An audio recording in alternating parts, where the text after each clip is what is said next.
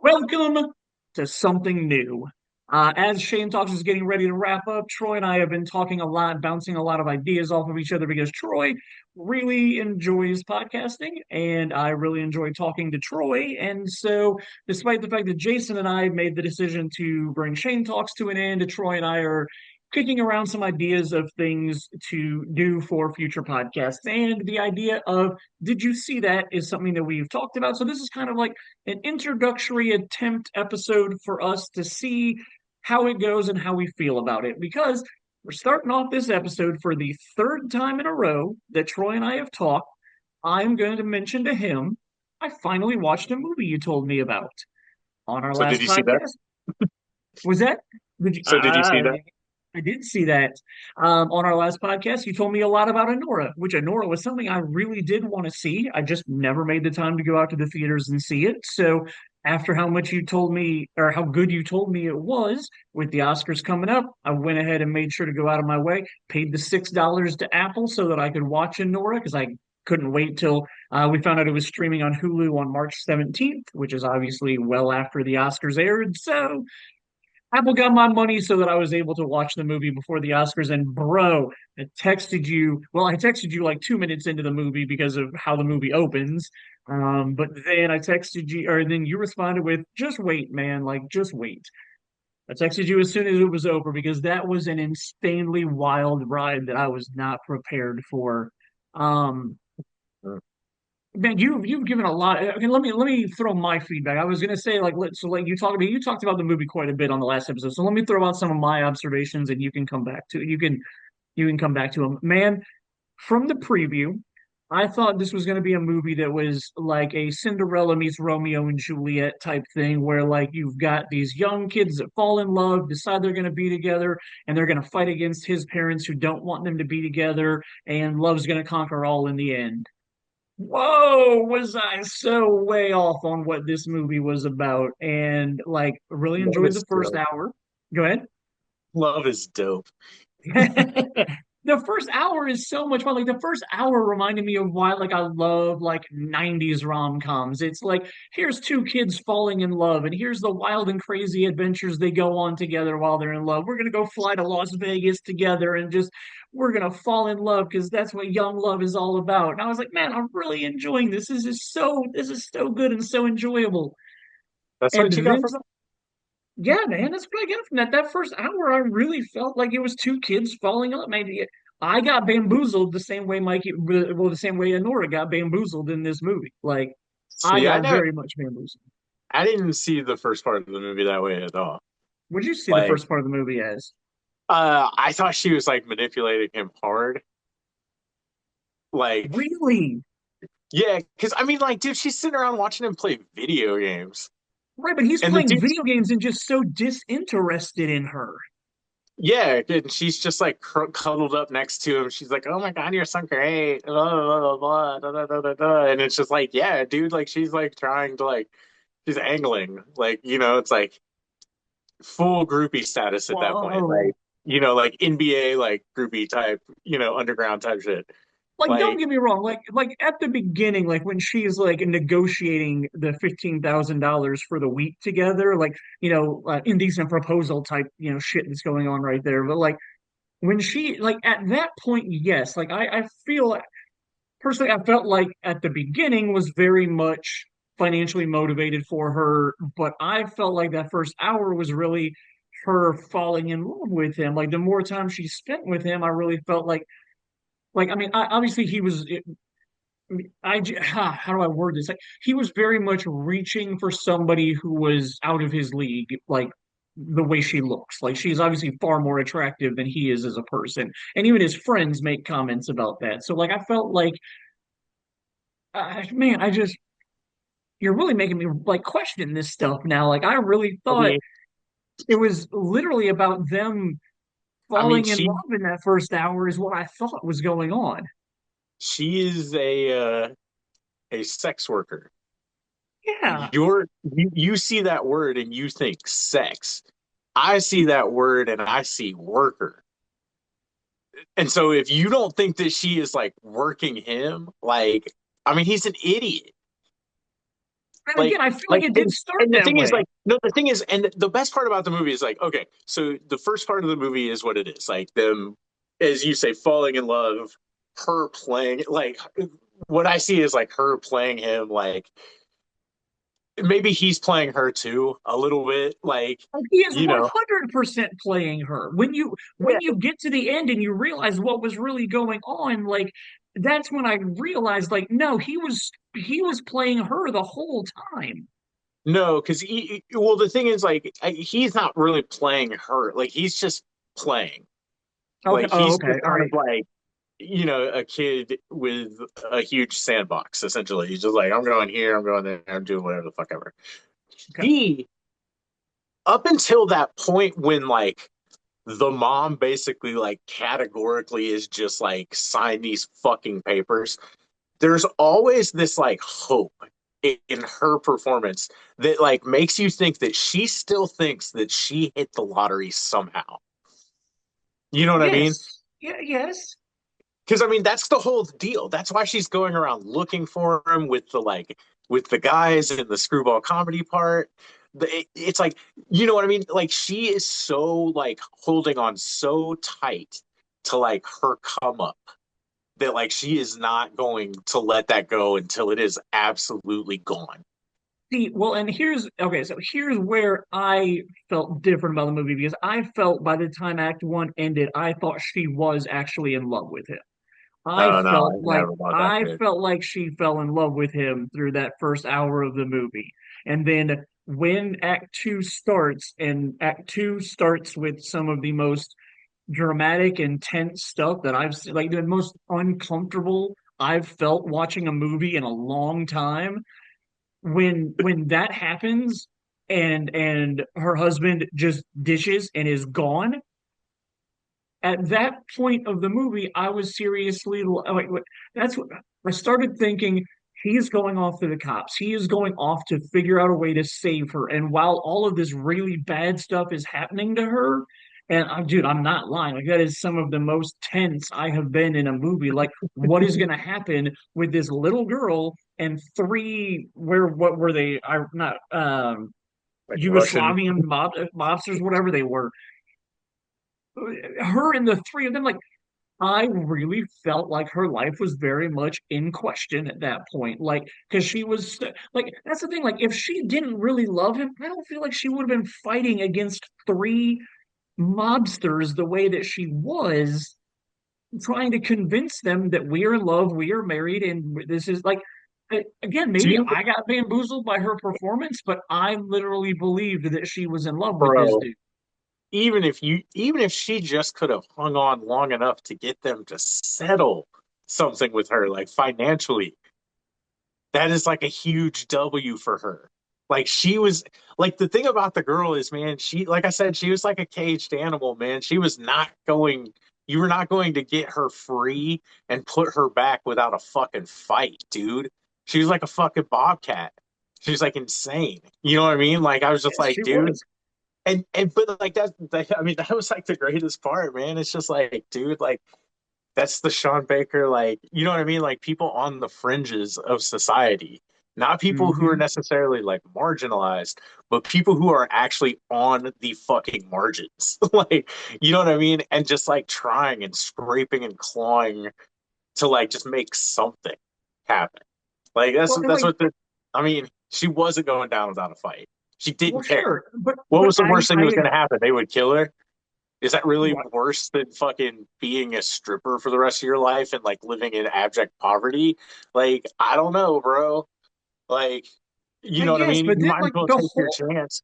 the whole act too, I really felt like he is going to come. And maybe I'm just way too optimistic with movies like this, but like the whole act two, I was like, he's gonna come back with the cops. He's gonna come back with like his own thug Right. buddies.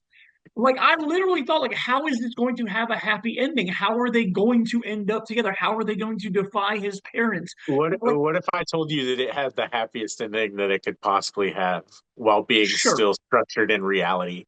sure. And yes, I'm not going to argue that because obviously that was completely set up from the start of Act Two. And I can't Wasn't that guy lie, I awesome? kind of saw it coming. Wasn't old Euro fucking awesome? Yes, absolutely. And that's the dude on the last episode that you were telling me you don't think he actually speaks like 5 words of English, right? I don't know how much English I think that guy really speaks, dude. Like I Yeah, really don't. But like everything about that guy, I was just like, oh, dude. Like I was like, this guy's blowing it up. I was like, oh man. To the point when you're like rooting for him. You're like, man, I really yeah. hope this guy like hooks it up. Like, Well, and he was kind of a cool roller coaster too, because like he starts off like you're like, man, this guy is a terrible dude. But then he does some things you're like, oh, maybe he's not that bad. And then they get when they into the had their candy like shop. screaming when they had their like screaming match where he's basically like not trying to like do anything other than like restrain her essentially, you know? Yes, And he's just like screaming at her to stop screaming essentially. Like I found everything that guy said like hilarious. Like I was just like, no, this absolutely. guy's not like dangerous at all. Like this guy's funny. Well, but Like, yeah, but then the roller coaster swings again the other way when they're in the candy shop and he oh literally yeah, goes that's when I was mega just like, violent. oh yeah. That Yeah, might be my favorite scene in the whole movie, honestly. It's like when they go back to the candy shop because it's just like, oh, that happened. That yeah. escalated quickly. Yes, it really did. Oh, but yeah, man, Act Two was just so not what I expected in any way. Because again, I was again maybe Act I'm two is too Act two is essentially just like an old like screwball comedy with like cursing. Like sure, I never like the thing about Act two is like, man, once you got into it and they kind of like went looking for him, I sure, was never worried about her safety no, at all nope, after that because I was just like these dudes are idiots. It's like sort of like yeah, these guys are like bumbling, like they're all treating it like it's just a job. Like they're just like I fucking hate going to work like yeah. on a Saturday or whatever. Like, and it's just like I don't know, man. I really enjoyed Act Two a lot. I thought Act Yeah, Two was when it really, really, really got cooking. I agree, and how tense it got me at the beginning of it, and then yes, what it transitioned to once they So leave the the house. Go ahead. so the guy that was like the preacher, or Yeah, the he wasn't the preacher, yeah, he's like the priest, I think, the the Orthodox priest. priest or Yeah. whatever. That guy, a guy by the name of Kara Karagulian, he Yep. is in like every Sean Baker movie, Oh, and okay. he's always kind of like the emotional linchpin of all these things. Like that dude is incredible. I think He the was there only other last night. Sean Baker movie I've seen was he did like the Florida Project or something, right? Yeah, he did the Florida Project. Yeah. He did Kara Karagulian was in that. I think he might even have got like a writer credit on that one or some shit. Oh, cool. He was in Tangerine as the cab Which I haven't driver. seen. Oh my God, Tangerine is wild. Well, and Tangerine is like, like Tangerine is like you take all the wildest shit in Anora and uh-huh. condense it into like 90 minutes, and Okay. it's shot on like an iPhone on the streets of LA Oh, with black transsexual sex workers, oh, okay. All right. and Yeah, it is his other fucking movies are definitely on my list to watch now. Like, I will find time to watch other Sean Baker movies. dude. Sean Baker is Um, the greatest man. but I yeah, just so my whole expectation for Act Two was not at all what we ended up getting, and then like even up into the point when they find him, and then even up into the point where they go to court, I'm still in my mind being like, how is this going to turn into a happy ending? How are these two kids going to end up together? And all the way up until the point that they're about to get on the plane and he says what he says to her, like that was my moment where I was like, oh, okay, I understand where this movie is going now. And then the stuff that was set up plays out the way that it should. And so I'm not upset about the ending, but like I texted you, that was a wild ride that I was not expecting. I'm so glad I watched it. I haven't been able to stop thinking about it since I watched it. But man, that movie was rad. That movie was super cool. And then last night was the Oscars. We did a little texting during the Oscars. Um, how happy are you with the amount of Anora wins last night? I mean, I'm happy because okay, so our last episode or last Troy talk or whatever, I made the little glib comment about like when it comes out on Hulu, it's gonna have the little thing that says 5-time Oscar winner, and it Mhm. actually won 5 Oscars. And I was like, all right, man, this guy knows his shit. Uh, no, like. Dude, I enjoyed it. I loved it. Like I thought Sean Baker was incredible. Every time he got up there, he like Absolutely. advocated for something that was interesting. Yep. The first time he got up there, he was just like, shout out sex workers. Like, we Yep. should respect these people. And I was like, well, you can't be wrong about that. Like, we Nope. ought to respect everybody. So go for it. Uh, and then, the second time he talked about editing, what a bad director, like shot on Dude, that was all a that footage, great joke at which is himself. a great Yes. joke. And then I he got saved off. this And then movie. the third time was the best director. That was the one that I was just like, all right, man, because he advocated for something that I truly, truly love and love to advocate for, which is actually going to movies Absolutely. in the movie theater. Yep.